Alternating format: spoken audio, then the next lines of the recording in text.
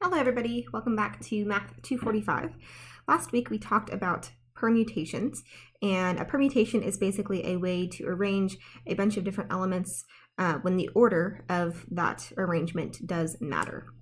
Last week we talked about this in terms of people winning a race, vice president versus president. We talked about those kinds of examples, but in those examples all of our elements were unique, right?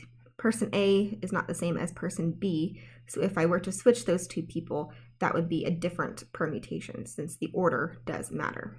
But what if I have some objects that are indistinguishable from each other? What if I have two identical pencils, for example, and the order that I arrange them does not matter?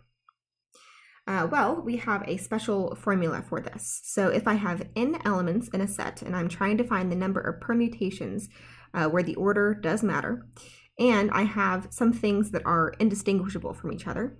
So I have R1, everything in R1 is the same, everything R2 is the same, everything R3 is the same, and so on. Then the number of permutations can be found by this formula, n factorial over the product of the number of R1 factorial, R2 factorial, all the way through Rk factorial. Of course, these R1 plus R2 plus R3, when I add them all up, they have to be less than or equal to the number of elements that I have in my set. So this might look a little bit confusing at first, but hopefully it will be cleared up once we do a couple of examples. So let's say I have the word pepper, and I'm trying to figure out how many different ways I can arrange these letters. Well, obviously the three P's in this word are indistinguishable from each other, right? So if I had, for example, P, P, P, E, E, R, this is the same. If I switched these two P's, for example, this is the same as P, P, P, E, E, R. So these two are the same even though I switched those two first P's.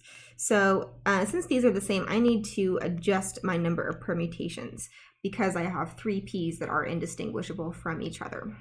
So my n here is how many elements I have in this set. Well, I have how many letters? 1, 2, 3, 4, 5, 6 letters. But then I have some letters that are the same. So I'm going to call R1 the number of P's that I have. I have 3 P's. I'm going to call R2 the number of E's that I have. I have 2 E's.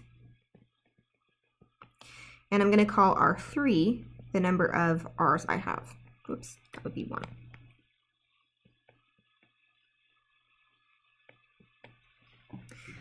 So now according to this formula up here, the number of different ways I can arrange the letters in the word pepper, adjusting for the fact that I have multiple of some of the letters, will be 6 factorial over R1 factorial, that's the number of P's I have, times R2 factorial, the number of E's I have, times 1 factorial, the number of R's I have. And I can simplify this a little bit by writing this out. So this is 6 times 5 times 4 times 3 times 2 times 1 over 3 factorial is 3 times 2 times 1. 2 factorial is 2 times 1, and then 1 factorial is just 1. I'm not going to write that. So I can cancel some stuff out. I see that this 3 times 2 times 1 can be canceled out. So I am left with 6 times 5 times 4 is 120 over 2, which is equal to 60. So this means there are 60 different ways to arrange letters in the word pepper, adjusting for the fact that I have multiple of the same letter. All right, let's do another one. How many different ways can the letters in the word mathematics be rearranged? So first I have to count how many different elements I have.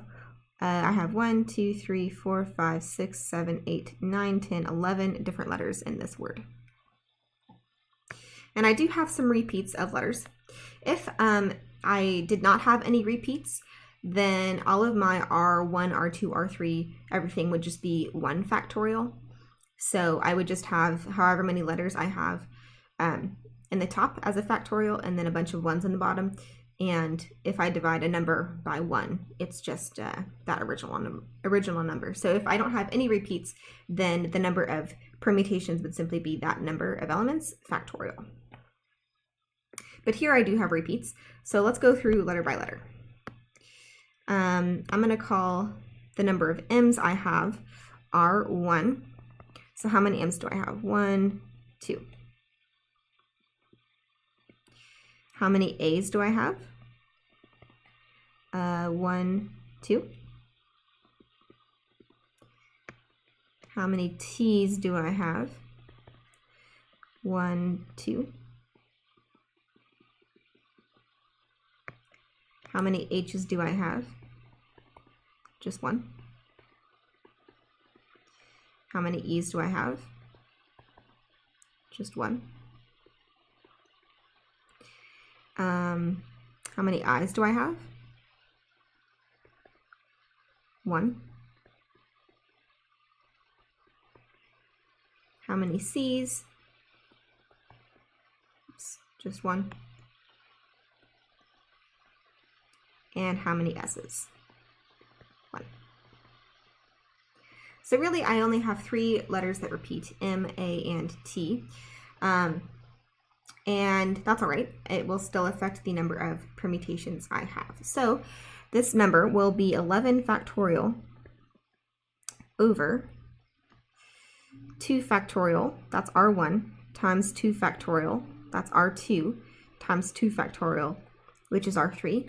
And then I could write all of these as 1 factorials, but each of those 1 factorials is just equal to 1, and dividing by 1 does not affect my final answer. So I'm just not even going to write those. Okay, well, I can simplify this a little bit. So if I write out the top, I get 11 times 10 times 9, 8, 7, 6, 5, 4, 3, 2, and 1. And then in the bottom, I get 2 factorial is 2 times 1 times 2 times 1 times 2 times 1. All right. So a few things cancel out. I can do this a couple different ways, but I'm going to cancel out this 4 with 2 of the 2's in the bottom, and this 2 with that 2. And of course, the 1's cancel since dividing and multiplying 1 does not affect my final answer. So I end up with 11 times 10 times 9 times 8 times 7 times 6 times 5 times 3. And if I put this into the calculator, 11 times 10 times 9 times 8 times 7 times 6 times 5 times 3, I get a really big number. Whoops, I think I typed it in wrong. Sorry. 11 times 10 times 9 times 8 times 7 times 6 times 5 times 3. So this is